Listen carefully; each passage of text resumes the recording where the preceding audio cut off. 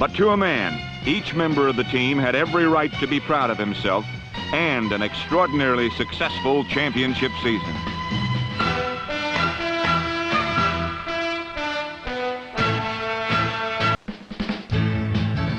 For Bud Grant's Vikings, it was time for the final push, from the most specialized of the special team members through the entire 47-man roster.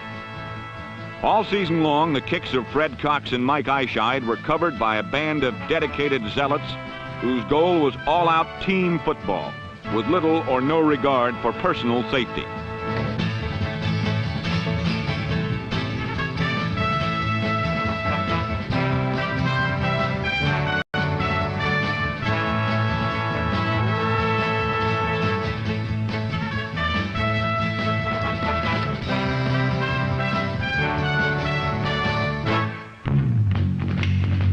For years, the Vikings have been known for their tenacious defense.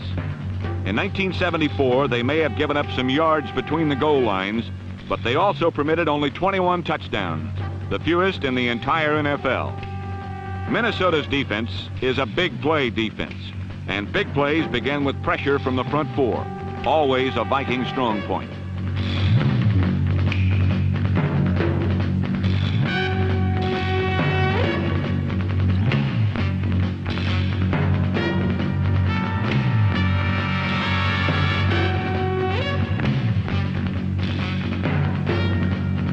Former guard and linebacker Doug Sutherland gave added strength to the defensive line, while young hustlers like Dave Boone, number 71, joined in with the old pros. Veterans like benchwarmer Bob Lertzema, number 75, and the Minnesota strongman Gary Larson, number 77.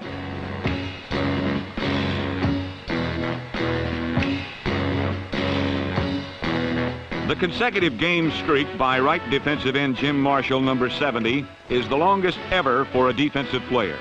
At left end, Carl Eller was a Pro Bowl participant for the 6th time, as was right tackle Alan Page, number 88, the Vikings' king of quickness.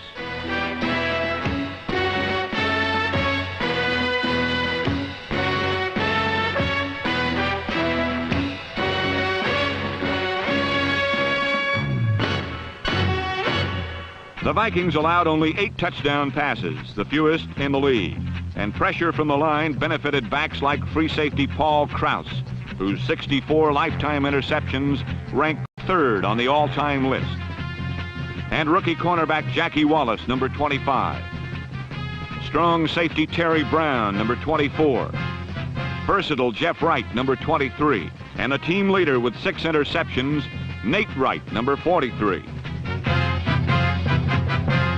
But a good defensive back is not just a ball hawk. He's at least equal parts desire, along with the ability to hit.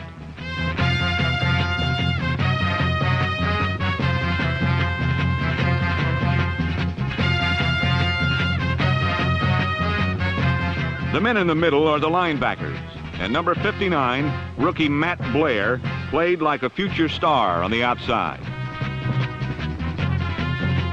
Amos Martin, number 55, came up with 3 interceptions, but the outside was patrolled primarily by Wally Hilgenberg, number 58, and Roy Winston, number 60, while the middle was the exclusive domain of Jeff Seaman, number 50.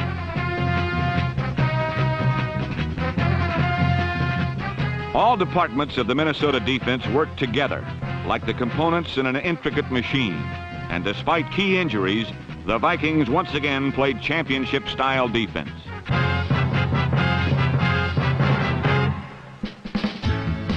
While the defense allowed the fewest touchdowns, the offense scored the most in the NFC. Fran Tarkenton led the conference in passing yardage, thanks in good part to his protectors: Ron Yeary, Charles Goodrum, Grady Alderman, Ed White, Andy Maurer, Milt Sunday, and Mick Tinglehawk. Number 83, Stu Voigt, was among the most reliable receivers with 32 catches and 5 touchdowns, while deep threat John Gilliam made the Pro Bowl for the 3rd time.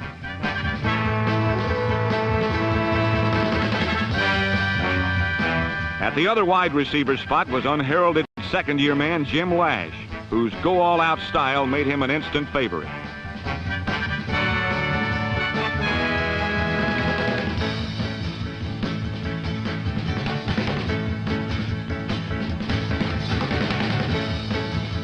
At running back, the quick feet of Oscar Reed gave way to the old pro savvy of Dave Osborne, who rolled up more than 700 yards running and receiving, and opened the way for the fantastic season of number 44, Chuck Foreman.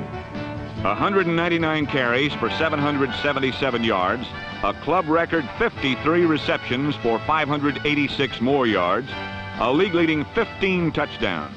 Chuck Foreman, halfback, fullback, wingback, flanker back, and one of the more skillful all-around offensive players in the game.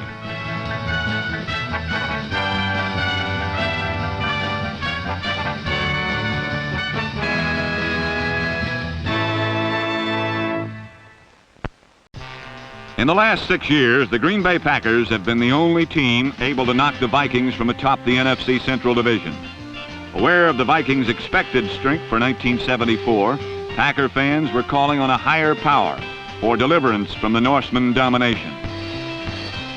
However, the first series set the tenor of the contest as number 17 quarterback Jerry Taggy, attempting to pass to John Staggers, instead saw the aerial deflected into the hands of Viking safety Jeff Wright, number 23.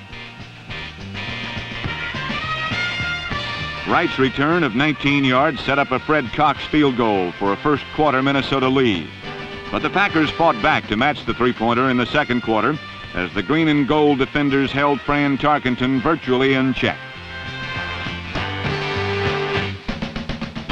Responding to the defensive surge, the Green Bay offense caught fire and marched in for the game's first touchdown. Behind a key block by number 62, Bill Luke, number 42, John Brockington fought his way into the end zone to give the Packers the lead at 10-3. Not to be outdone, however, Tarkenton propelled the Vikings towards a tying touchdown.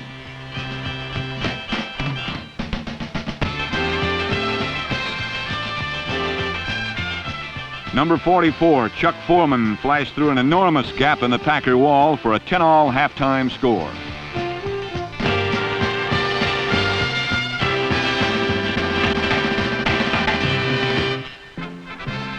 The third quarter began strangely enough like the game had begun.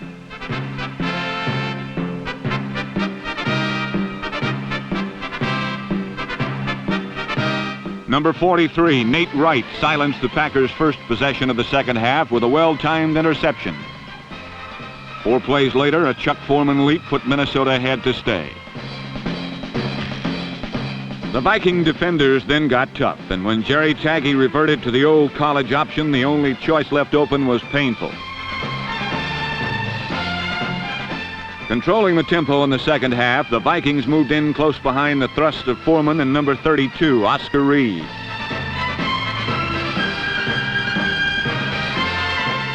Reed and Foreman combined for 200 yards in total offense and set up Foreman's third touchdown on a short burst around right end.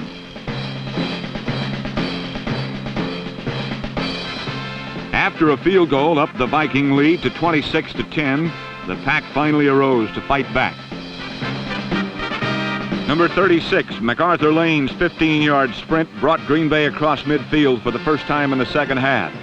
3 plays later, number 84, Steve Odom, took the reverse for all it was worth, finding pay dirt from 18 yards out.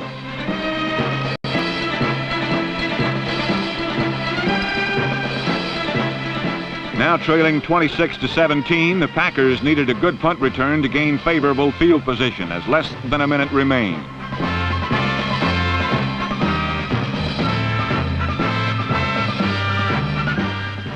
However, number 55, Amos Martin, gathered in the Steve Odom fumble and raced the final 16 yards to seal a most convincing Minnesota conquest, 32-17.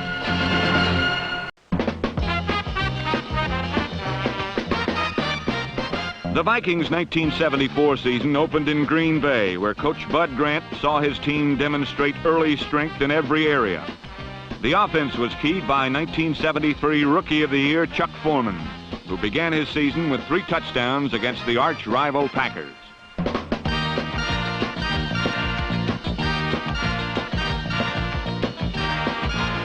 The defense was up to its old tricks with 4 turnovers, 2 of them interceptions by cornerback Nate Wright. And the special teams came up with big plays, too, as the Vikings got off to a rousing start by beating Green Bay for the 11th time in 13 tries, 32-17.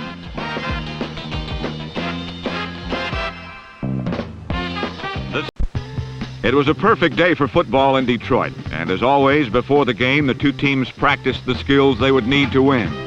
For the Lions, drills in fumble recovering might be the key to an upset over the long-standing nemesis Vikings. And on the opening kickoff, their practice paid off.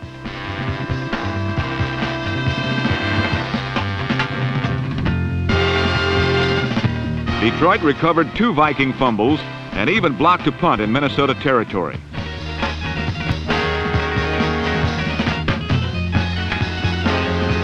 Despite this rare display of generosity by the Vikings, the Minnesota defense had little difficulty with Detroit's decidedly conservative offense. Aldi Taylor into the line, followed by Steve Owens into the line.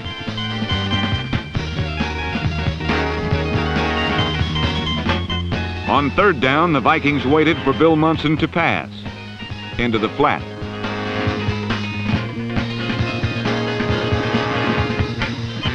It was an entirely frustrating experience for the Detroit offense, and in particular for quarterback Bill Munson, who at times looked like a man with a problem to which there is no solution.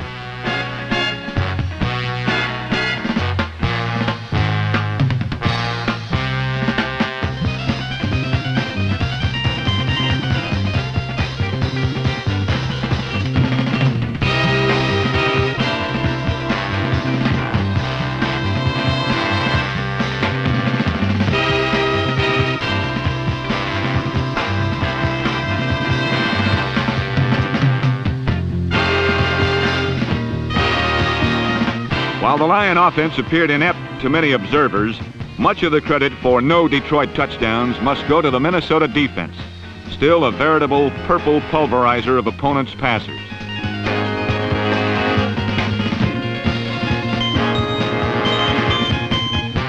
When he had to, Fran Tarkenton moved the Viking offense with passes to super smooth John Gilliam.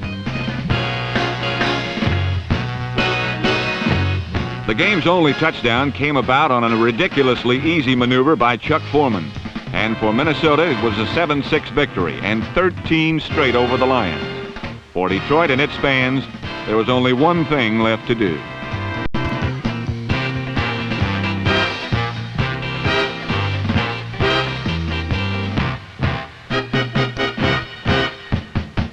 Second week found the Vikings in Detroit, where the Minnesota defense played what Bud Grant called one of the best games it has ever played.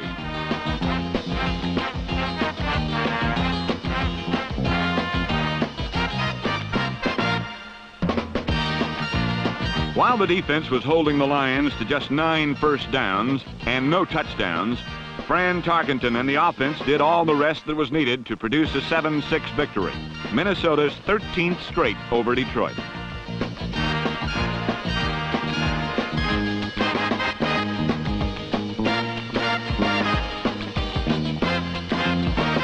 The season's third week brought the Vikings home opener and their third consecutive Central Division opponent, the Chicago Bears. Again, Fran Tarkenton and the offense did just enough. And this time, the key man was tight end Stu Voigt.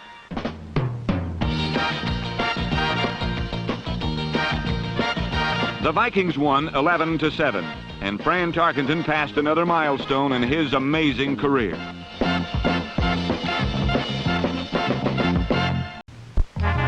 The Vikings offense hasn't exactly been burning up the league the past few weeks, but the Vikings have been winning.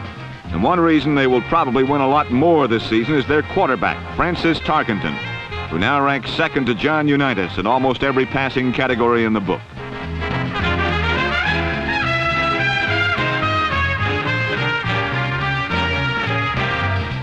Tarkenton's favorite receiver, John Gilliam, is a true game breaker. Although this classic touchdown by Gilliam against the Chicago Bears last week was disallowed, Tarkenton scrambled around and hit enough short passes to give Minnesota a lead the Bears couldn't catch.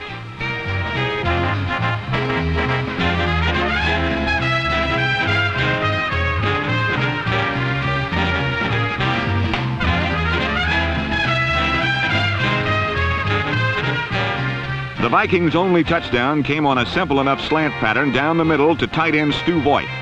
But this pass also marked another milestone in the remarkable career of the man who will someday probably hold almost every passing record in the NFL record book.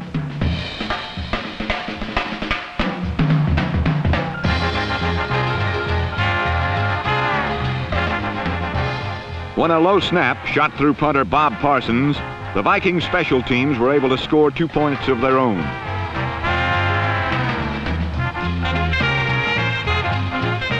The Bears did have their moments, such as this effort by rookie runner Ken Granberry, number 47.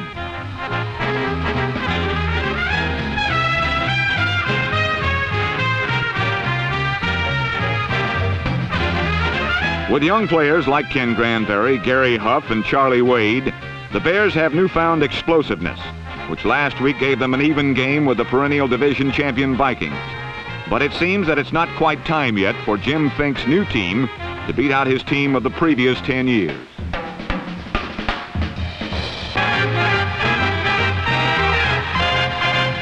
Week 4 brought a rematch of the previous year's NFC Championship game in Dallas, and the Cowboys took an early lead with the first touchdown pass of the season against the Vikings.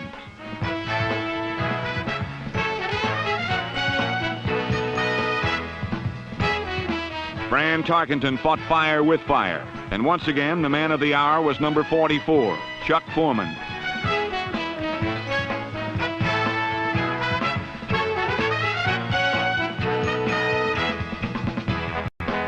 As was becoming his custom, Chuck Foreman led the Vikings in both rushing and receiving, and against Dallas accounted for more than 200 yards and 2 more touchdowns. It was almost not enough. But let's hear how Joe McConnell of the Vikings radio network reported it. Well, here we go. Krause will hold from the 17. A 27-yard attempt. The ball is down. The kick is up. It is good. Oh, a late signal. A late signal. Apparently it was very close to the right upright. Wow. Fred Cox's field goal with just 1 second left gave the Vikings their 4th straight victory. It was to be a game which at times looked very similar to last year's NFC Championship. The Cowboys' only touchdown in last year's game with the Vikings came on a long punt return by Golden Richards. The Cowboys' first touchdown last week came on a long pass reception by Golden Richards.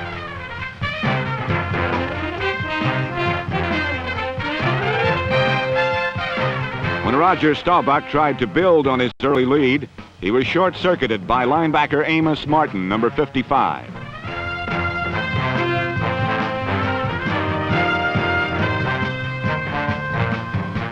Just 3 plays after Martin's interception, Fran Tarkenton and Chuck Foreman turned things around for Minnesota.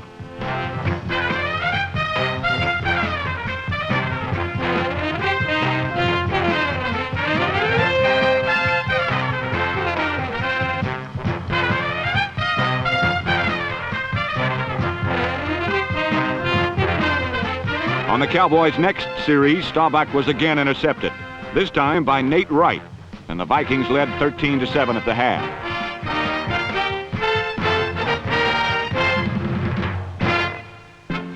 In the third period, Fran Tarkenton went to his lesser-known receivers, rookie John Holland and second-year man Jim Lash, number 82.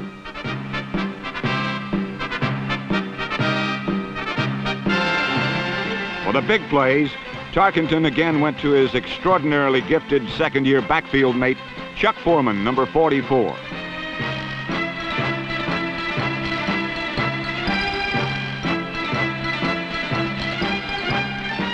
Minnesota led 20-7, but the Cowboys were not about to allow any more foolishness, as John Holland found out on the Vikings' next series.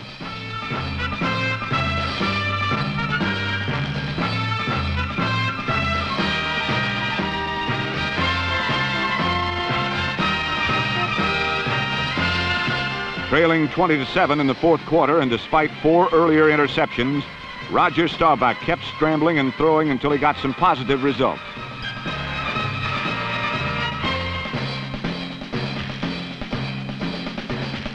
Calvin Hill got the Cowboys close, and then Staubach hit Walt Garrison for the touchdown, which brought Dallas within 6 at 20-14. An 11-yard Viking punt again had Staubach at midfield. And this time, the key play was a third down pass to league-leading receiver Drew Pearson, number 88.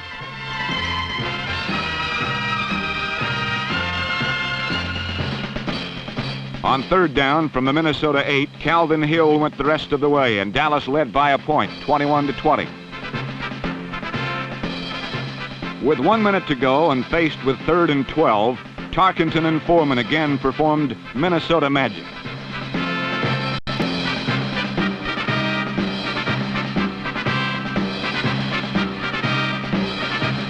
Chuck Foreman accounted for more than 200 yards of total offense, but none more important than this fumble recovery. Fran Tarkenton then hit John Gilliam for what appeared to be the winning touchdown, but Gilliam could only get 1 foot down in the end zone.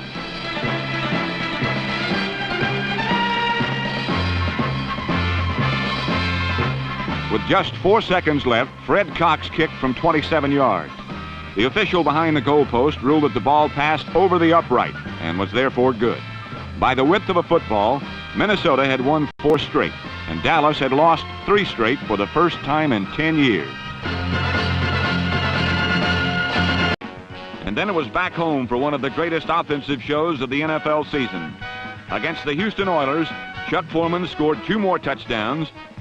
Fran Tarkenton hit on 18 of 24 passes and 3 touchdowns, including one of 80 yards to John Gilliam, as the Vikings rolled up more than 500 yards of total offense and the most points of the entire NFL season. Minnesota crushed Houston 51-10, and after 5 straight victories, it looked as though the division title might be wrapped up even before Viking weather arrived.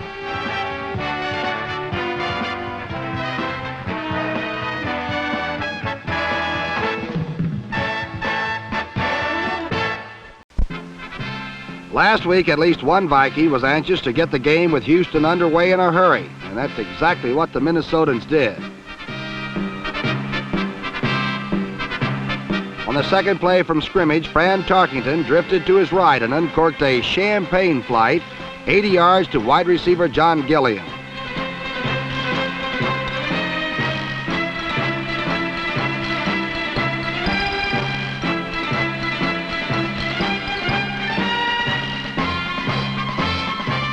Another look at the same play reveals that not only did Gilliam have his man beat, but the defender also fell down, probably from a sense of shock and futility.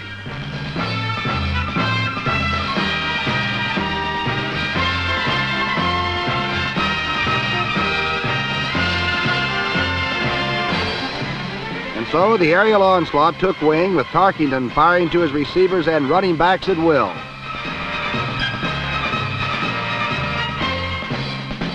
Number 82, Jim Lash, accounted for 1 drive-sustaining gain. The second time the Vikes had the ball, they added a field goal. And the third time, Fran eased out for a cool running pass to tight end Stu Voigt, also known as Mr. Lonely.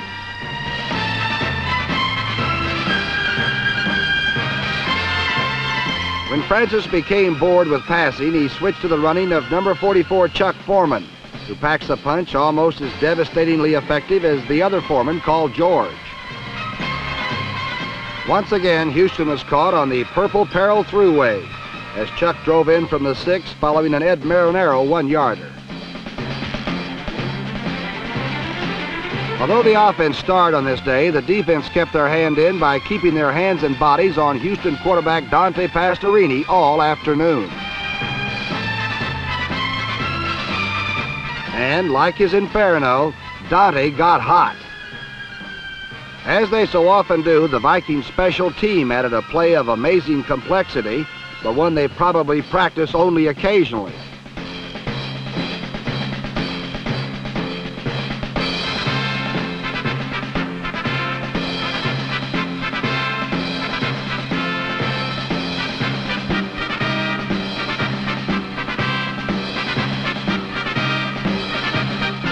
Although this particular dazzler was called back, Minnesota was undaunted and struck again soon on a Tarkenton to Foreman 24-yarder.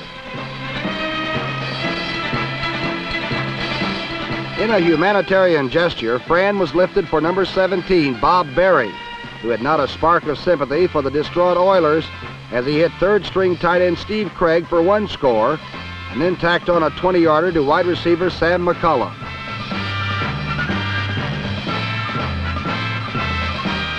When it was over, the Houston Oilers found themselves trampled beneath the pounding feet of the Purple Parade.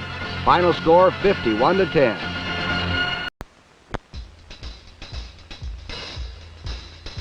And who wouldn't be welcome after you've beaten them 13 straight times? In the first meeting, Chuck Foreman had scored the game's only touchdown. And now, in the rematch, Foreman scored 2 more touchdowns to bring his league-leading total to 10 in the first 6 games.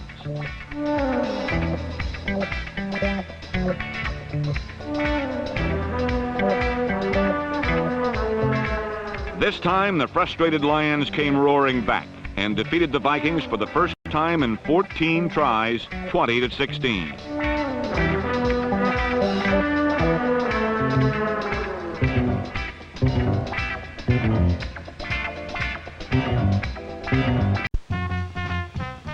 Any team you've beaten 13 straight times is bound to be welcome, but the Lions weren't welcome for long.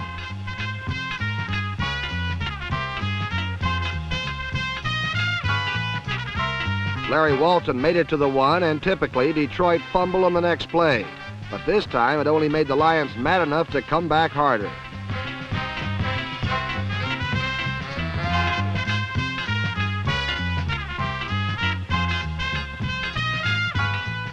Altie Taylor's return to the lineup helped, as did a 22 for 32 passing day by Bill Munson. Ron Jesse caught 10 passes, and even the one he dropped in the end zone didn't kill the Lions, who led 6-3 at the half. But early in the third quarter, Fran Tarkenton, the NFC's leading passer, found his second-year wide receiver Jim Lash for a long gainer to the Detroit 2-yard line.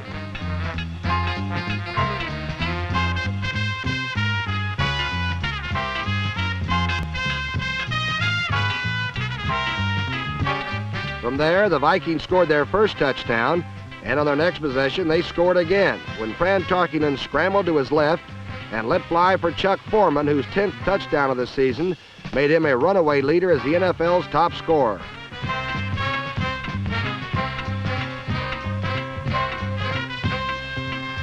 Unlike the previous 13 games between these teams, in this one, the Lions kept roaring back.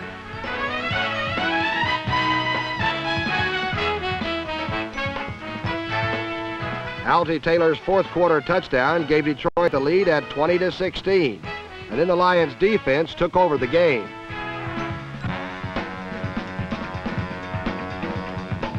Number 80, Herb Orvis, came up with one important play, but perhaps the game's biggest defensive play occurred with just 16 seconds to play, when Fran Tarkenton went all out for the game winner.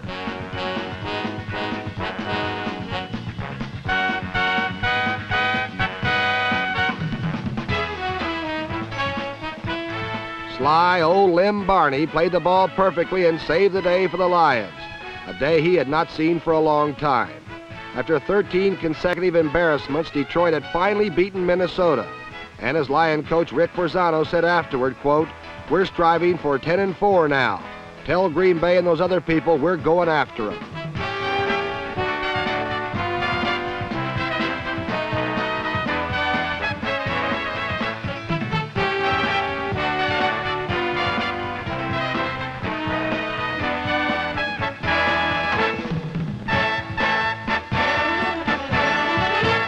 Next up were the surprising New England Patriots, who, like the Vikings, were 5-1 and just coming off their first loss of the season.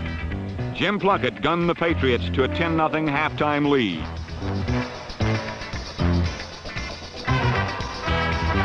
Fran Tarkenton brought the Vikings back with 2 fourth-quarter touchdowns and a 14-10 lead, which held up until the game's final seconds.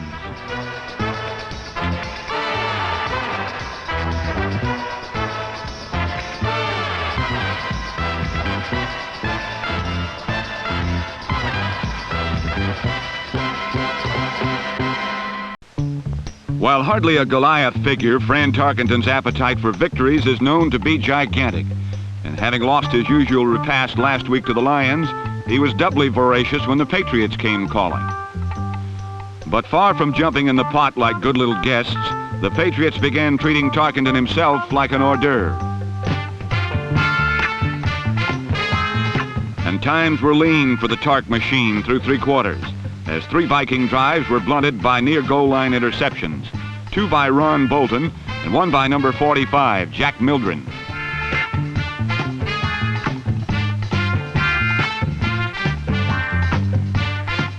And in the final stanza, the Vikings rose up and smote themselves when Jim Lash lost the football at the goal line, and it rolled out of the end zone for a touchback.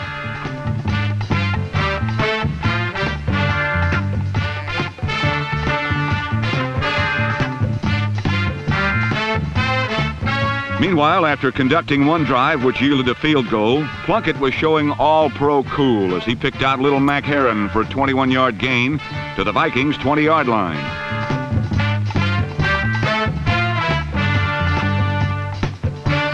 And 2 plays later, a poised and confident Jim Plunkett found Steve Schubert in pay dirt for a 10-0 Patriot advantage at the half.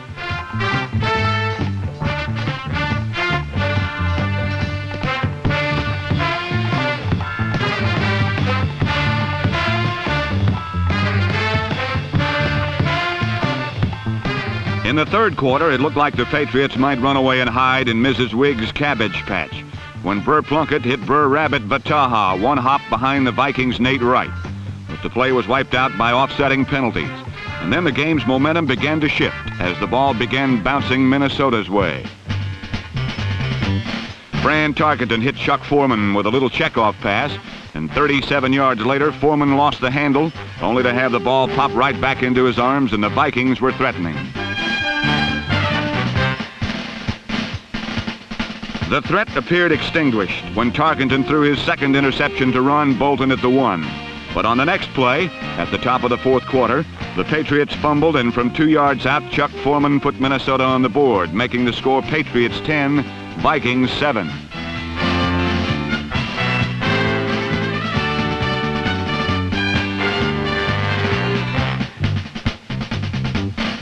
With less than 2 minutes left, Tarkenton hurled desperately deep for rookie Steve Craig. John Sanders was cited for interference, and the Vikings had first down at the Patriot 3. On the next play, Tarkenton bootlegged in, and Minnesota led for the first time 14-10.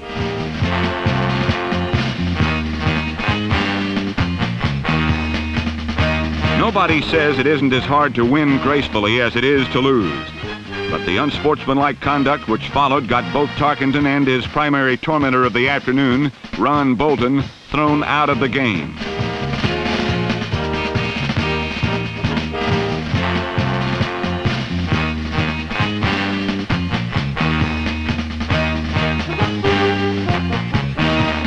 With 20 seconds remaining in the game, Jim Plunkett incredibly found Randy Vataha running free.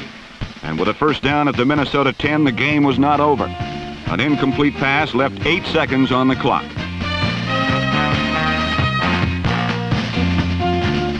Then Plunkett stepped back and coolly speared Bob Windsor, whose struggle over the goal line on this play left him a hero who's out for the year with a knee injury. But the Patriots were winners for the 6th time in 7 games, this time over Minnesota, 17-14.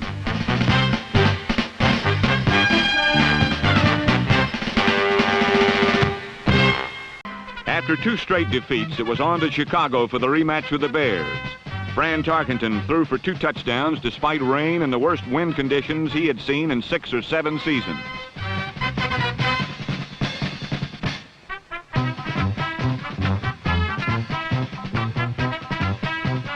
The defense came up with another great game and earned a well-deserved shutout as the Vikings rolled past the Bears for the 10th time in their last 12 tries, 17-0.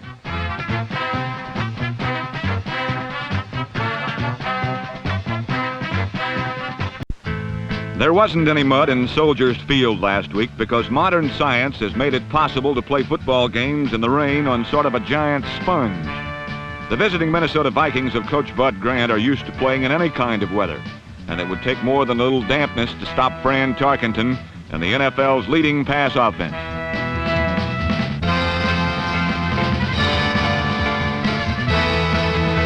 Fran Tarkenton used a variety of receivers, but the one he used to break the game open was the one you'd expect, John Gilliam, number 42.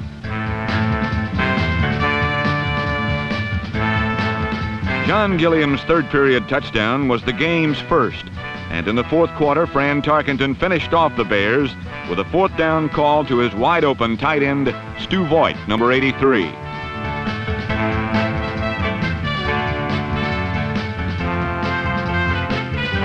The Bears had not given up a second-half touchdown in their previous 6 games. But Tarkenton's 2 second-half scoring passes ruined that record, and running back Chuck Foreman set out to get another.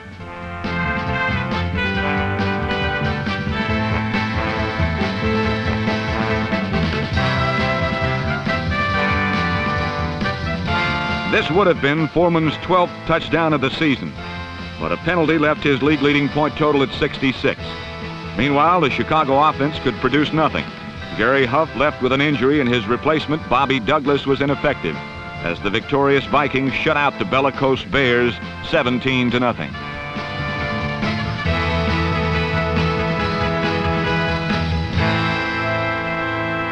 Week 9 found the Vikings in St. Louis for a Monday night encounter with the league's hottest team, the Cardinals, and Jim Hart, the NFC's hottest passer. St. Louis led at the half 17-14, but 3 turnovers set up the Minnesota ground game, and that was the difference between the 2 highest scoring teams in the conference. The top rushing quarterback in pro football history delivered the clinching touchdown in a 28-24 victory. And after 9 weeks, the Vikings led the Central Division by 3 full games. But as Bud Grant warned, it was still no time to relax. Minnesota wouldn't allow Green Bay to cross its goal line for most of the game. John Hadle got the Packers close enough for 4 Chester Marchold field goals and a 12-0 lead.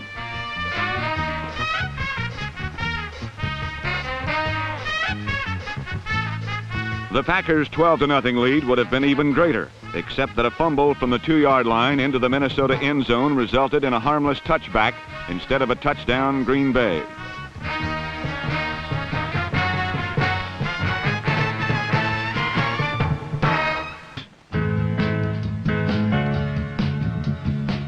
In the rematch with Green Bay, John Hadle was a new threat for the Packers. But the game's first touchdown came on a fourth quarter Fran Tarkenton to Chuck Foreman touchdown pass.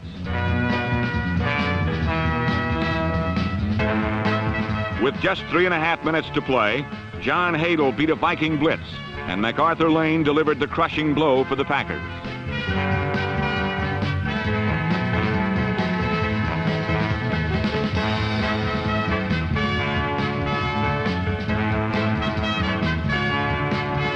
Saw the Vikings go for their 6th straight over the defense-minded Rams. The leader in both rushing and receiving was again Chuck Foreman, who scored his 15th touchdown in the season's 11th game. But it all ended with James Harris completing 10 straight passes, and the Vikings lost their 4th in 6 games, 20-17. Up in Minnesota, frost has long been on the pumpkin. But in Los Angeles, the butterfly still courts the hibiscus. And the sunshine star-spangled beauties tell the seasons by whatever turns them on. And if it's the Rams, it must be autumn. But the Vikings brought the stinging breath of winter with them from Minnesota, and Fran Tarkenton threatened to freeze dry the local darlings early with back-to-back bombs. First to Jim Lash, next to John Gilliam.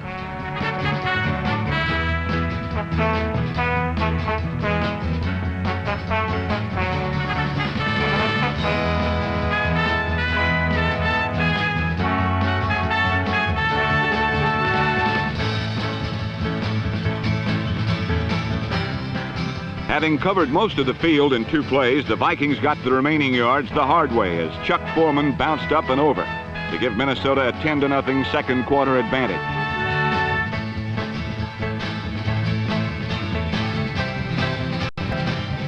But Jimmy Harris rallied his Sunshine Soldiers on their next possession, and this pass to Jack Snow dented the Winter Warriors for 22 yards.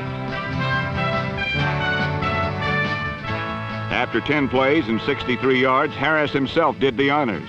But a missed extra point left Los Angeles an awkward 4 points away, trailing 10-6. With less than a minute remaining in the half, Tarkenton moved the Viking offense to the front burner, with 6 consecutive completions covering 65 yards. The key play being this 26-yarder to Chuck Foreman. And after 7 plays in 38 seconds, Tarkenton hit Foreman again, making the Minnesota Vikings halftime advantage 17-6.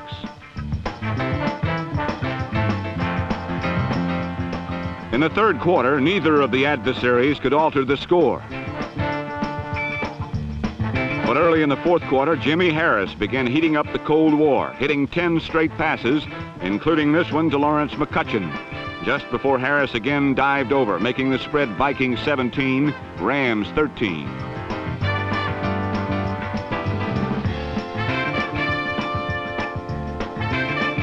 And though the Vikings ate up more than 5 minutes on their next possession, time enough remained when Harris again took to the firing line and began finding sticky-fingered receivers. Under the 2-minute mark, Harris lobbed 8 yards to Jack Snow, all alone as an interloper in Valhalla, and it was the Vikings who felt the hard frost of defeat. A repeat shows the poise and clutch touch of Jimmy Harris, intangibles that may have decided the Rams head coach Chuck Knox to trade away the veteran John Hadle.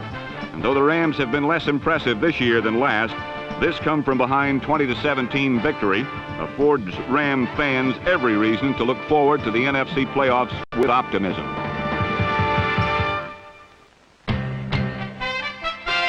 With 3 games to go in the regular season, the Minnesota Vikings got together and decided to win all the rest. Against the New Orleans Saints in Week 12, Fran Tarkenton and his receivers put on quite a show. 20 completions and 29 tries for more than 300 yards and 3 touchdowns.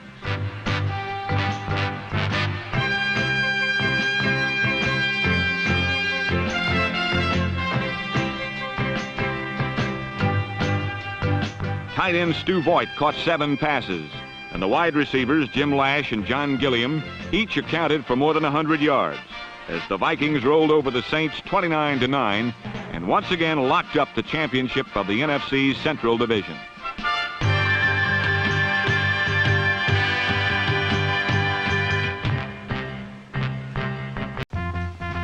The Vikings had lost their 2 previous games and were now being pressed for their divisional crown.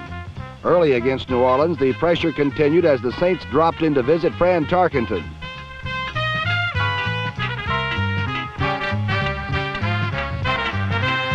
Offensively, the Saints' most spectacular gain of the day came when number 8 Archie Manning pinpointed Bob Newland deep downrange.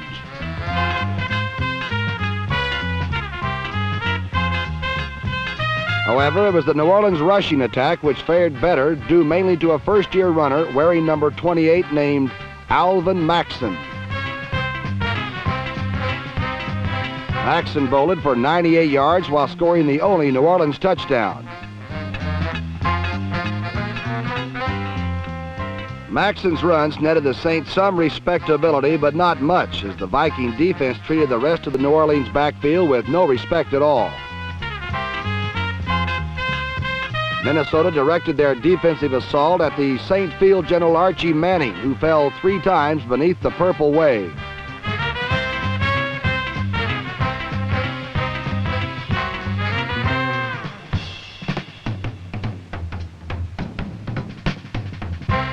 While the Minnesota defense held the Saints to a paltry 9 points, its own offensive attack was getting untracked with Fran Tarkenton to Jim Lash completions that chewed up big chunks of New Orleans real estate.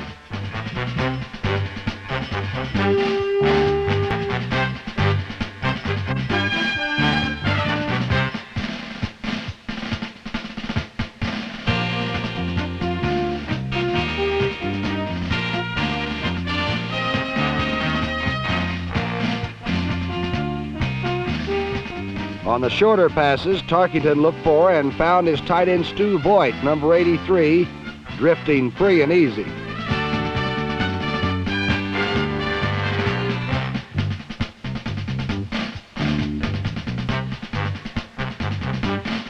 The sure-handed Voigt took in 1 touchdown pass from Fran Tarkenton, who rolled up 317 passing yards in the afternoon. Most of those big yards came by way of his favorite receiver, elusive John Gilliam, number 42.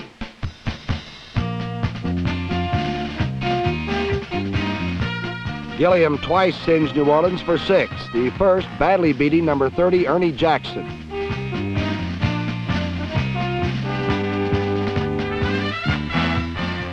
Gilliam concluded the Minnesota scoring with a neat catch between several Saint defenders, giving the Minnesota Vikings a 29-9 win over the New Orleans Saints. The win clinched the NFC Central crown for the playoff-bound Minnesota Vikings. With the division title clinched, Bud Grant chose number 17, Bob Berry, to start against his former teammates, the Atlanta Falcons. 10-year veteran Dave Osborne caught and ran for 135 yards and 2 touchdowns as the Vikings won 23-10. When you start seeing those ever-popular pictures of the Minnesota weed burners, you know that it's Viking weather in Bloomington, which means that it's about time to start the playoffs.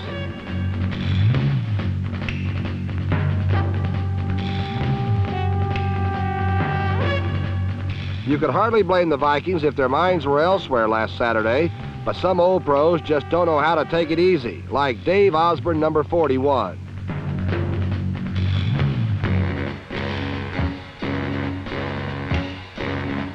Dave Osborne, the 31-year-old running back, now in his 10th year out of North Dakota, has had a surprisingly effective year with well over 700 yards in total offense. And last week against Atlanta, he added 132 more, along with 2 touchdowns.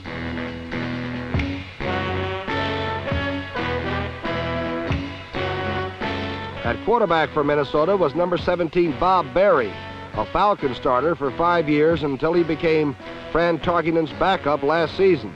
In his first start of this season, Berry hit on 14 of 22 passes, including a touchdown to tight end Stu Voigt, number 83.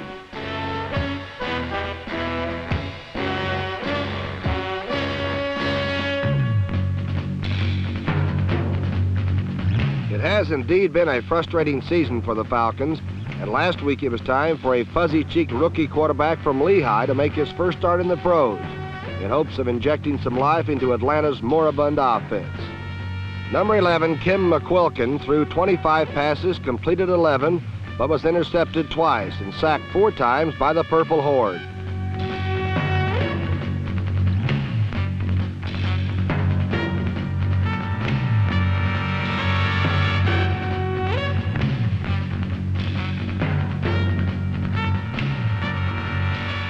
The Atlanta Falcons' losing streak now stands at 8, in this, the most frustrating season of the team's 9-year history.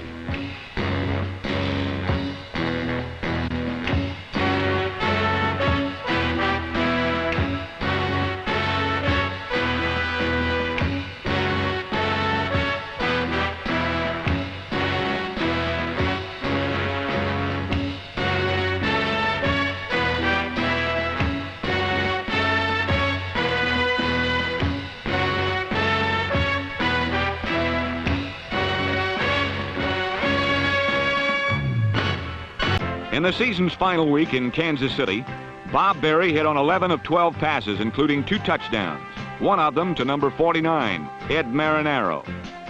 Fran Tarkenton also passed for 2 scores, both to rookie wide receiver Sam McCullum, as the Vikings bombed the Chiefs 35-15.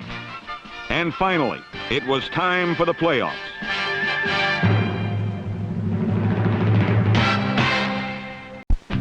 For number 63 of the Kansas City Chiefs, last Saturday was to be the last game of his 8th and final season as one of pro football's most outstanding linebackers, leaders, and gentlemen. The Chiefs wanted it to be a day to remember, and there were some pleasant moments for the Kansas City faithful.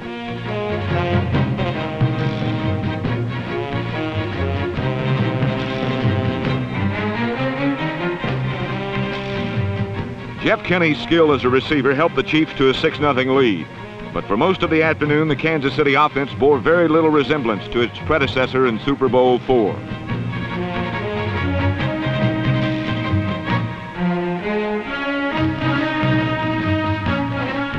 Super quick tackle Alan Page, number 88, made fast work of first Len Dawson and then his replacement, Dean Carlson, number 9.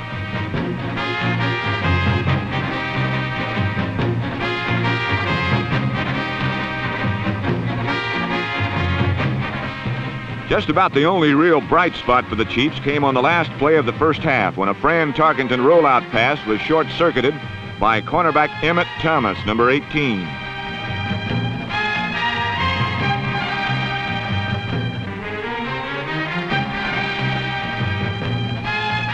Emmett Thomas covered 73 yards to the end zone, the longest interception return of the NFL season.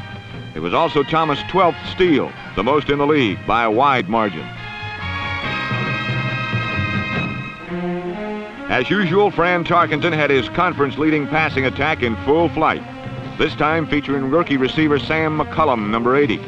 After catching only one pass in the previous 13 games, McCullum caught 6 against the Chiefs, 2 of them for touchdowns.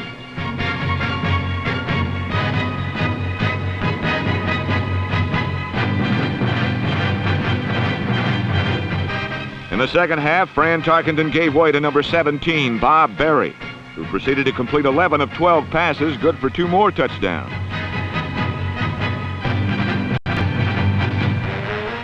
The Vikings' bench strength was good enough to guarantee an easy 35-15 win, Minnesota's 10th victory of the season.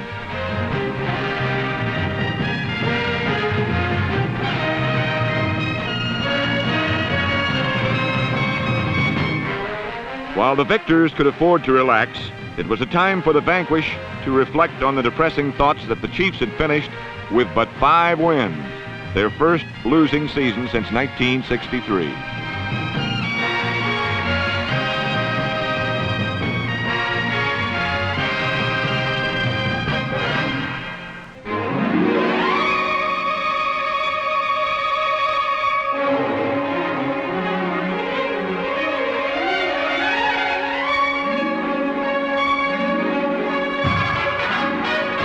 The first round of the NFC playoffs, the Central champion Vikings against the Eastern champion St. Louis Cardinals.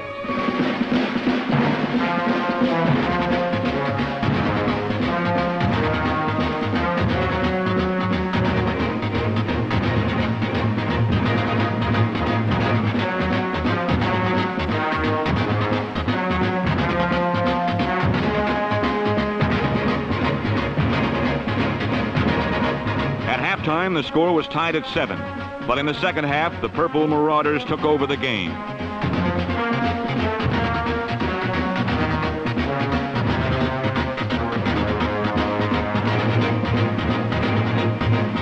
Within a 60-second span of the third quarter, the Viking defense turned the game in Minnesota's favor. An interception by Jeff Wright set up a field goal, and then on the next series, what looked at first like a simple loss of yardage for the Cardinals turned into the game breaker for Nate Wright and the Vikings.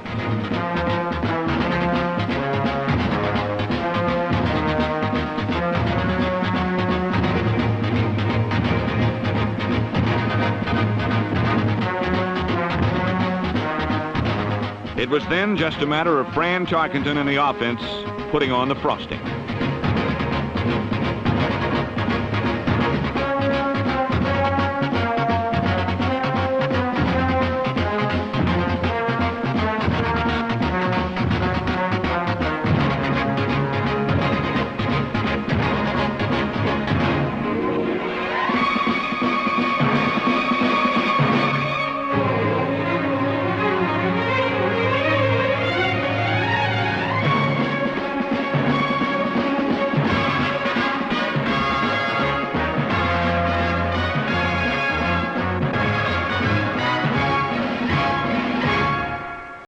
Up in Minnesota, pro football is more an event than a spectator sport.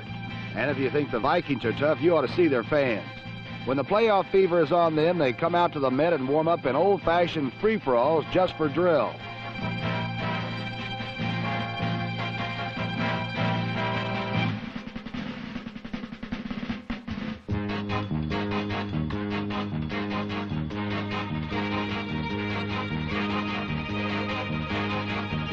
But when they begin to take the wraps off for the big game, Minnesota Viking fans, who are among the hardiest and most loyal in the league, get 100% behind their heroes in purple to root them on over the invaders. This year, the Interlopers were the surprise team in the NFC, the big play, exciting St. Louis Cardinals. But the Cardinals opened action, taking a page from the Vikings book on creative defense, as middle linebacker Mark Arneson, number 57, stole his Fran Tarkenton try for Jim Lash. This halted the Vikes' first sustained drive. St. Louis quarterback Jim Hart then went right at the gut of the Vikings' D. practicing the old philosophy that the way to beat Minnesota is to run straight at them. But Hart could not resist his big play air game for long. And on this play, he hooked up with Terry Metcalf for 29 yards well into Minnesota territory. But there, Minnesota choked off the St. Louis drive using a defense specifically designed for the playoffs. A repeat will show that Minnesota used 5 down linemen: Carl Eller, Doug Sutherland, Alan Page, Jeff Seaman, and Bob Lertzema, with 6 defensive backs. And Lertzema, number 75, came open to smother the Cardinals' first offensive threat. But the Cardinal drive did shift the advantage to St. Louis, as twice from midfield, punter Hal Roberts booted the ball dead inside the Minnesota 5. And on this one, the Cards almost got a break. The ball took an odd bounce off Bill Brown's leg, but Brownie recovered and the Vikings hung on until on their first possession of the second quarter, St. Louis took advantage of its good field position.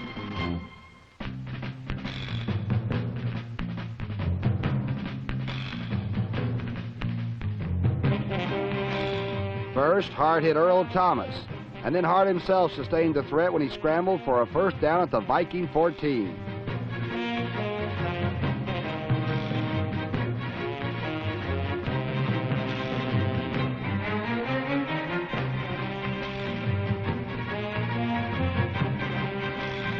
One play later, Hart found Earl Thomas wide open, and St. Louis took a 7-0 lead.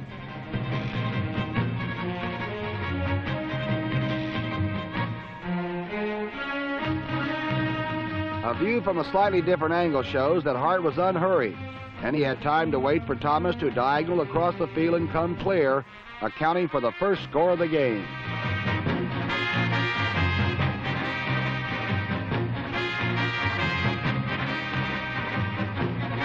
The Vikings wasted little time in mourning as Fran Tarkenton sent Chuck Foreman hurrying to the Cardinal secondary for a 19-yard gain to get Minnesota going.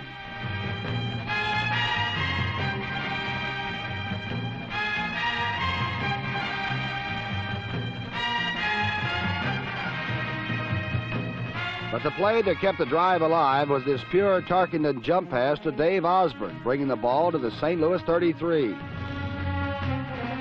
From there, Minnesota played nickel and dime for 3 and 4 yards at a time until Francis sprinted out to his right and found John Gilliam soaring for the catch to complete a 16-yard scoring play, tying the game at 7.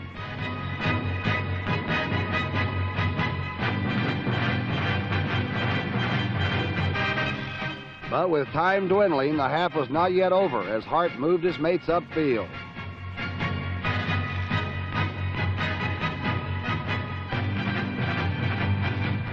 The Cards moved 66 yards in 43 seconds, only to run out of time at the Minnesota 6. From there, Jim Bakken missed a 23-yard field goal attempt, leaving the score not at half 7-7.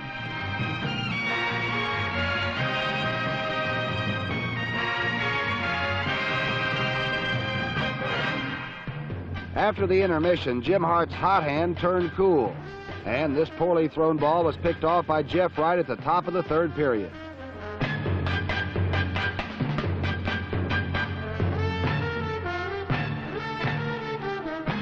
Although Wright returned the ball to the St. Louis 44, the Vikings had to settle for a 37-yard field goal from Fred Cox, and they had a 10-7 advantage.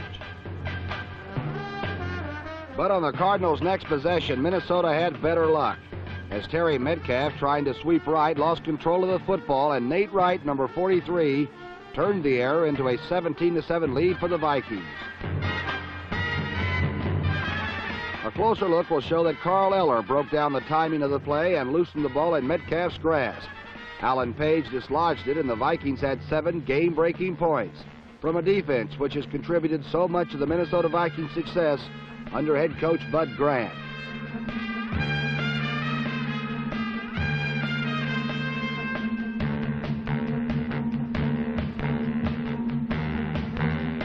On their next series, the Minnesota offense took its turn, and 3 times Tarkenton fired long against the Cardinals' fine cornerback Norm Thompson. And on the third try, he connected with John Gilliam.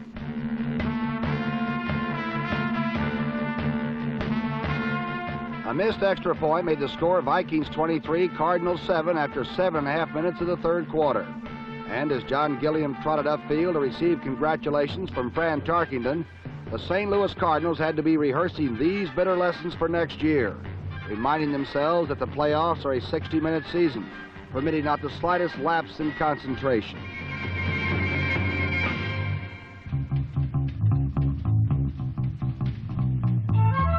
Sparked by their sudden surge, the Vikes did not allow Jim Hart and the Cardinals even a first down until the final play of the quarter. And then Jim Hart heaved long desperately. The ball fluttered in the leaden Minnesota sky and fell short, or it too would have been in vain. But Mel Gray came back and got it, reviving hopes for the Cards' dormant offense.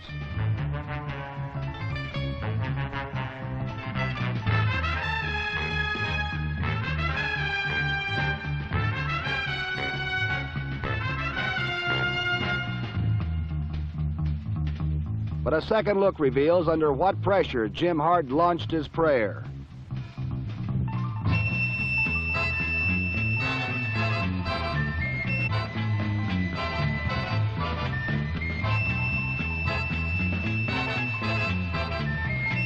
But even as he followed the football downfield, Jim Hart, essentially a rhythm passer, must have known that he was playing the Vikings game, that he was being forced to hurry his patterns and his release.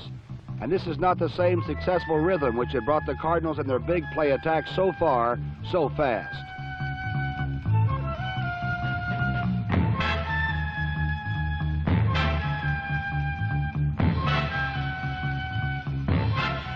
Pressure, too, was affecting all the veins and arteries of the Cardinals' offensive system.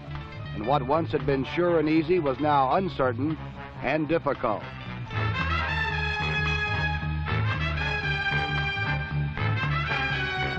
Meanwhile, Fran Tarkington had his short stroke offense in perfect tune.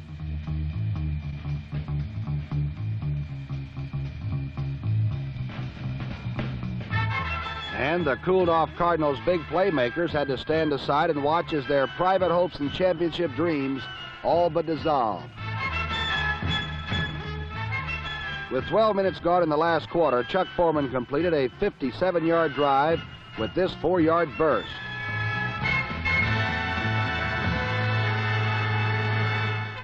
Trailing 30-7 with nothing to win but the memory of having tried to the last, Jim Hart mounted his final thrust.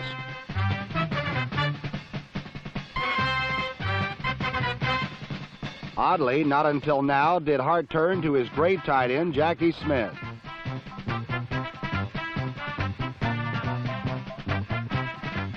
With only a minute remaining, Terry Metcalf broke into the end zone, and the St. Louis Cardinals had their pride and the Minnesota Vikings had their victory, 30-14.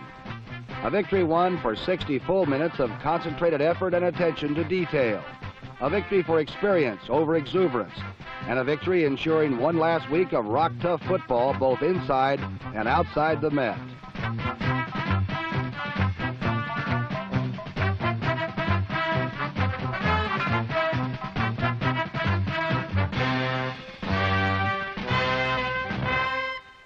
For Bud Grant and the Vikings, the difference between 4 days before Christmas and 4 days after Christmas was the difference between a divisional playoff and a conference championship. Against the Los Angeles Rams in the NFC Championship game, Fran Tarkington and the Vikings drew first blood with a touchdown pass to Jim Lash. Minnesota led 7-3 at the half. But in the second half, some strange things happened.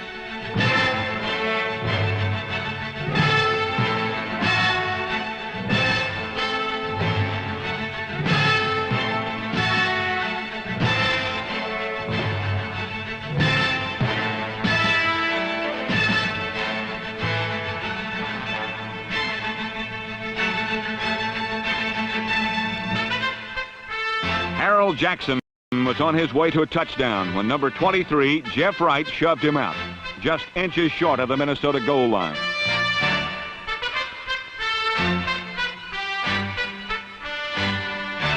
One of the year's most important plays occurred when Alan Page spotted movement on the left side of the Ram offensive line.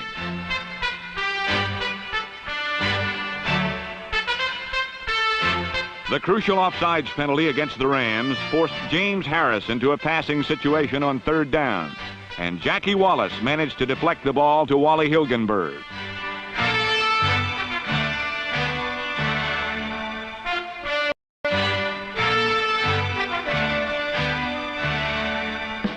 Instead of the Rams going ahead 10-7, the Vikings took the ball and started back the other way.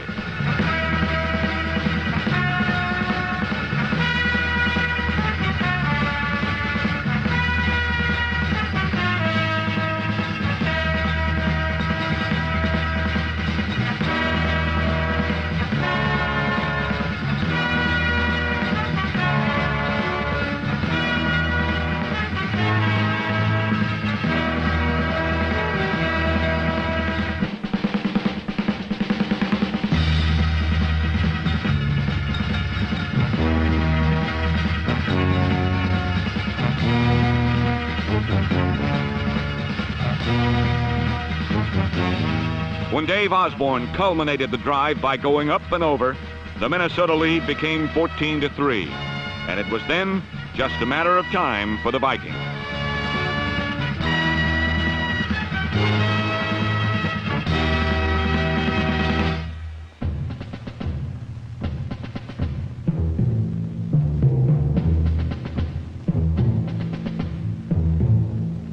There are many reasons why the 1974 Minnesota Vikings became one of the very few teams ever to successfully defend a conference championship. And those many reasons will live on in the minds and memories of the pro football faithful.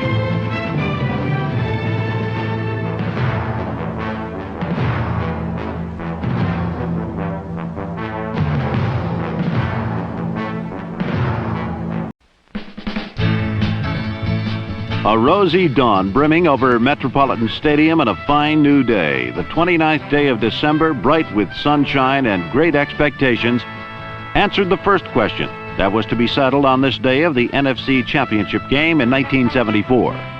Whether the weather or the players would be the most significant factor in this meeting between the Los Angeles Rams and the Minnesota Vikings in Bloomington, Minnesota.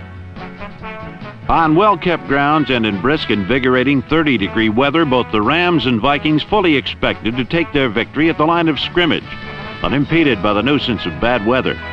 Each intended to roll over the other using the same well-polished tactics with similar game plans built around extraordinarily powerful offensive and defensive front sevens.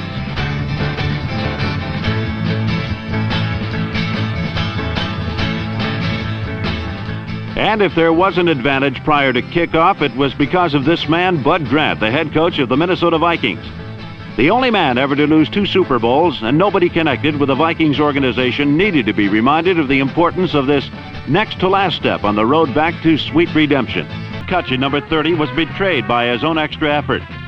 And as he threatened to do at the start of the series, he coughed up the football, ending the drive.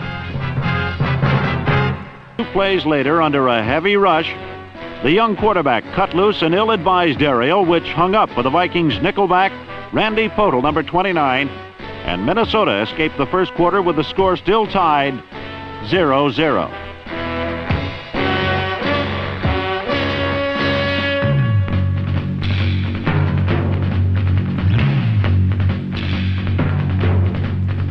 At the top of the second period, the Vikes registered their first down on this pass from Tarkenton to Stu Voigt.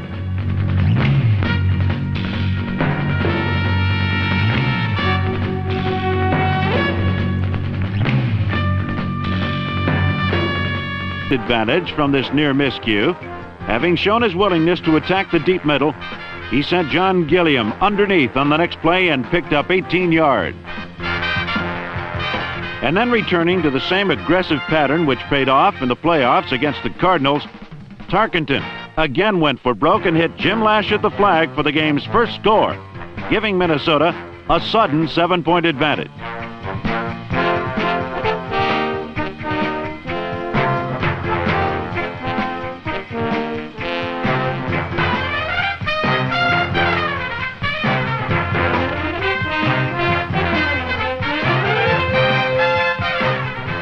Jim Harris came back throwing, but superb coverage by a fired-up Minnesota defense led by middle linebacker Jeff Seaman, number 50, limited the Rams' gains.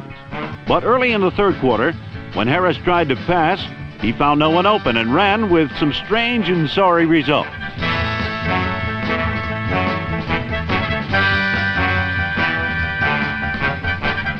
Number 43, Nate Wright, came up with Harris's fumble.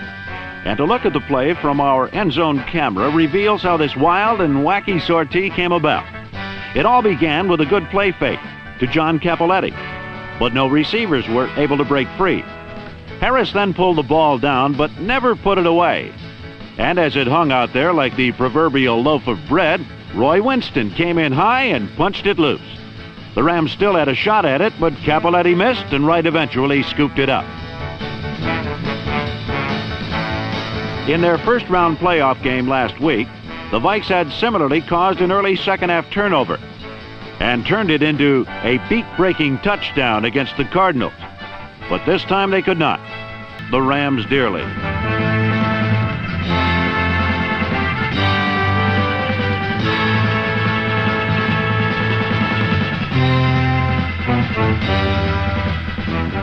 Wally Hilgenberg intercepted.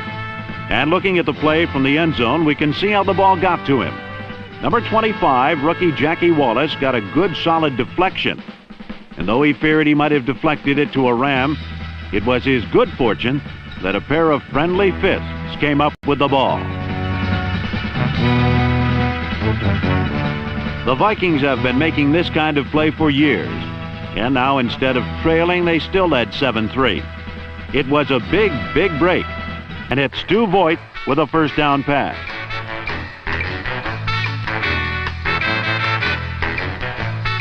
Again on the very next play, Chuck Foreman did his Harlem Globetrotter dribble routine, but still came up with the ball.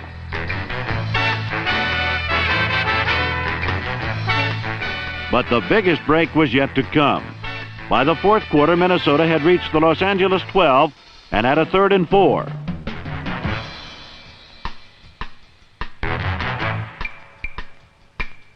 Somehow, Tarkenton held onto the ball, but the apparent sack should have forced Minnesota into a field goal try. But here again, the Vikings were saved by the biggest break of all. Number 89, Fred Dreyer, the sacker, was ruled offside, bringing Minnesota a first down. Though Dreyer pled his case to the officials from sideline to sideline, his soliloquy fell on deaf ears.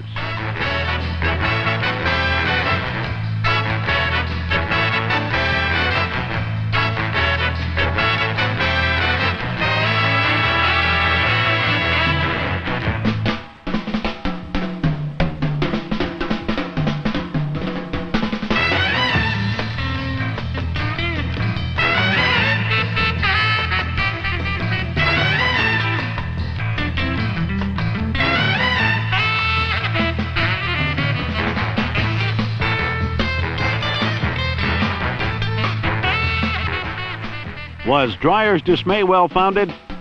The play was the most important in the game at this point, and when we review the play, we can see that he may have had a point. Dreyer's long suit is quickness.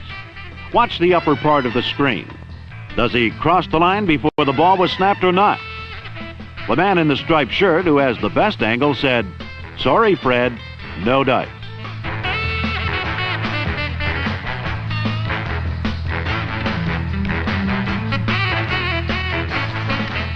And so once again, the ball was inches from the goal line. But where the Rams had failed to punch it in, the Vikings would not. as the more experienced Fran Tarkenton finished off the drive with a Dave Osborne dive, and Minnesota led 14-3 with 12 minutes to go.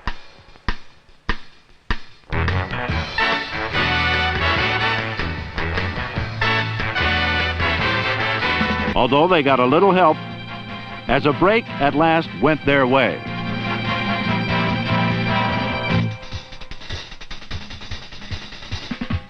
A holding penalty negated a third down completion that would have given the Vikings a first down, and the Rams took over on the Minnesota 45.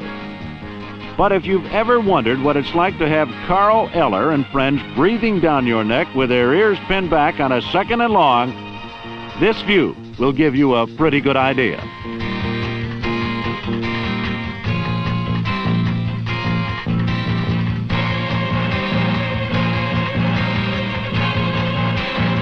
After a loss of 12 brought up 3rd and 20, another brutal power rush rang up a 4th and 37 as Harris was pinned back another 17 yards.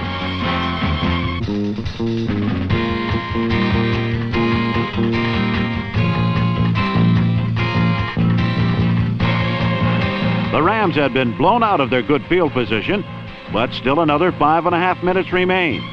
And another good job of the Ram defense would buy them one more shot. But though he did not know it at the time, James Harris had taken his last snap from center in 1974.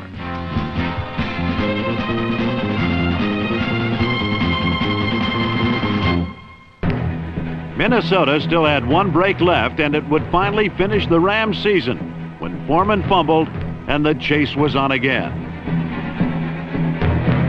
The Vikings had gotten yet another incredible bounce. On a repeat from the end zone, we can see that Foreman lost the ball when hit by Fred Dreyer coming over from his right end position. Al Clark had the best shot at the ball, but it took another high bounce, and Charles Goodrum snatched the last and most important break in a game that seemed to go all Minnesota's way.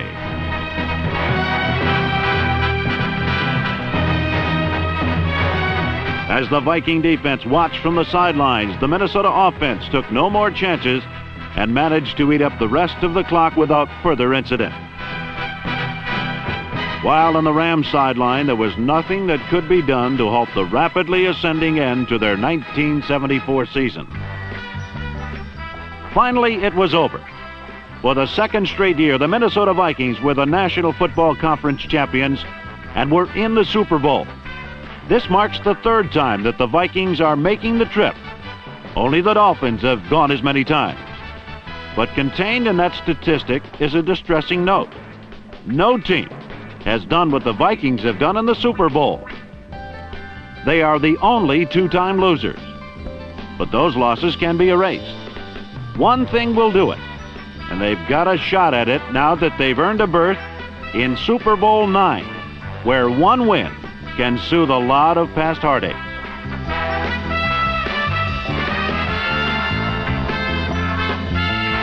Lewis is still in there as wide receiver. Good rush on him. Oh, he's ducked. Well, I imagine that Minnesota front four is tired of hearing about the Pittsburgh front four.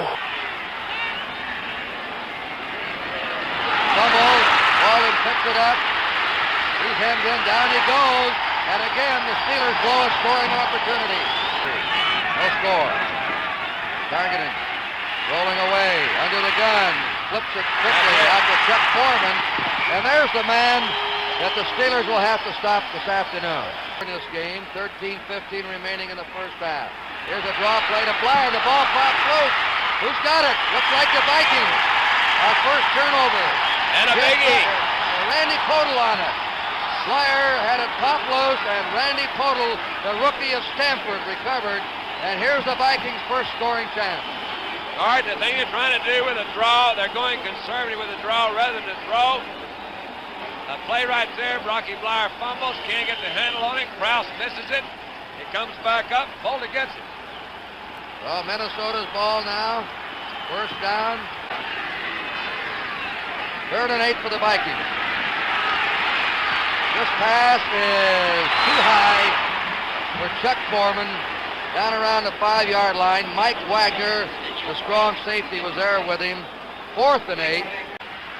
39-yard attempt by Fred Cox. Cox's kick is up, and that kick is no good to the right. Pittsburgh has blown 2 scoring opportunities. Minnesota has blown 1. 2 tight ends are in. The quick pitch to Blyer. Blyer stopped. Oh, there's a great hit for you by Jeff Seaman, who's ranging sideline to sideline. Seaman, middle linebacker for the Vikings. Lambert, middle linebacker for Pittsburgh. Both real keys. Look at the pursuit here. Winston, number 60, is going to come up, but it's Seaman that throws that first hit in there. That's Winston is the outside linebacker on that side. The history maker today. I like to be part of first. Here's a quick pitch to Stallworth. Great play by Jackie Wallace. Wallace right on top of it, had a diagnose, and made a tremendous hit on Stallworth. 2-0. They have not been able to move with their offense. Been all passes. Gilliam's pass is over the head of John Gilliam. Flag is down. Got old Mel Blunt. You may have a holding here in the secondary. Gilliam trying to get open. He's a Mel Blunt in it. He was the guy that came out early this week and said, oh yeah, of course, there are 2 or 3 teams better in the AFC than Minnesota. Pittsburgh ahead. 5 minutes to go in the first half. Osborne stopped. They just can't run on it. That's L.C. Greenwood, or Dwight White, 78 on him. Gilliam and Lashley spread out to the left. Targeting, rolling He's right. got him open down the middle. There you had a man open that time, Chuck Foreman. They put their wide receivers left, then rotated right and hit Foreman coming out of the backfield. You know, I think he's already got in his mind. He says, I got to go to my junk stuff today. He needs a couple of inches here for a critical play. Foreman has it.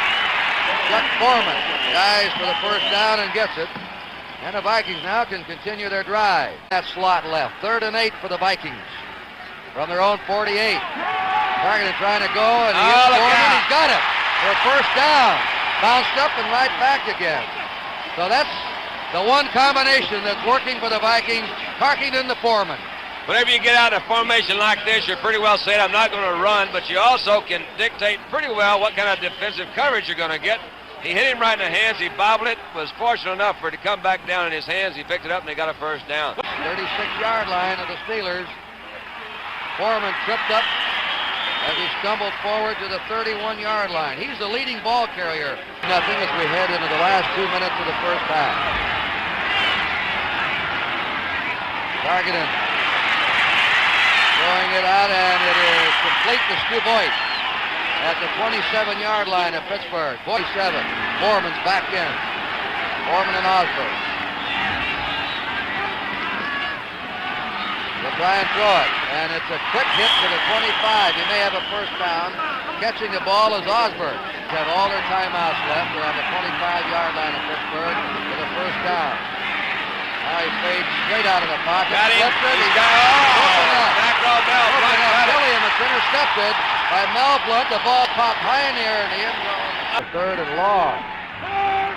There's a pass out. It's complete to Boyd. The tight end Boyd has a first down. Tarkington hit a big one to Stu Boyd. Glenn Edwards hauled him down from behind. Really a big one from the outside guys. From the end zone shot, you can see it. Slight slip by Green. Tarkington therefore has a little bit more time to throw. He rolls out. He's got Boyd running kind of a square out pattern. That one had to be right on the money. There's Edwards right behind him. Yep. Boyd ran a quick square out and a big first down. Linebackers in for the Steelers right now. Tarkington shoots the pass, and he completes it to Foreman. All right, they had Foreman in the slot. All week. 3rd down and 4 for the Vikings. Tarkington setting up down the middle. It is tipped away. It was intended for Foreman. Glenn Edwards was there, 27. Wagner was on him too. They double teamed him. A bit lower than an interception for Edwards. And the punt by Eyeshide. High end over end.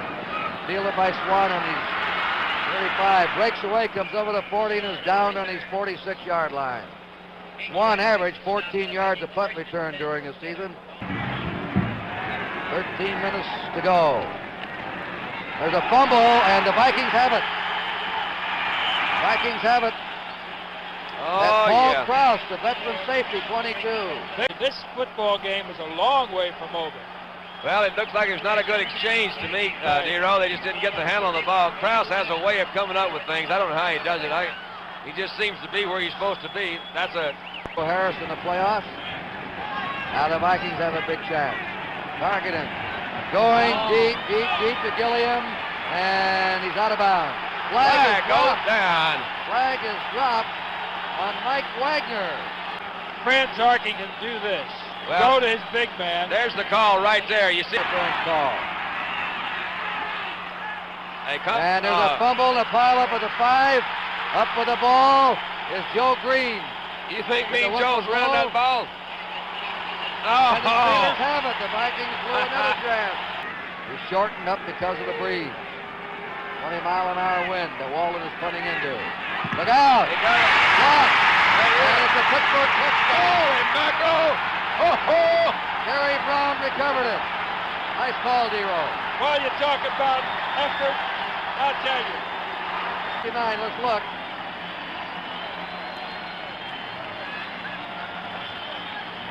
Matt Blair blocked the punt, and it's recovered in the end zone by Terry Brown. Blair was the same guy that made that good hit on the punt return a while ago. He comes in, number 59, really broke clean.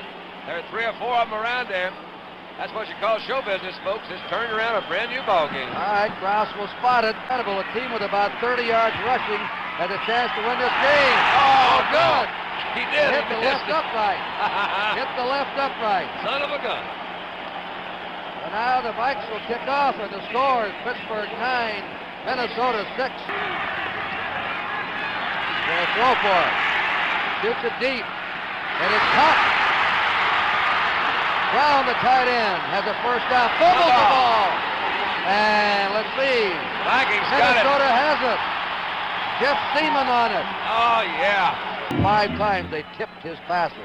This is Rocky Blair. He's down. And the American Conference is now dominating the Super Bowl. This will be their 3rd win in a row. Miami.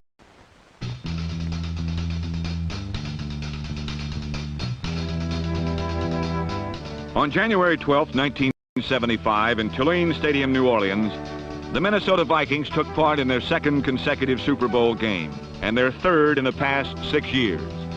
As champions of the National Football Conference, they were prepared in every way possible. But as Coach Bud Grant has often said, one thing you can't coach is the bounce of the football. And against the AFC champion Pittsburgh Steelers, every score was the direct result of an eccentric bounce of the football.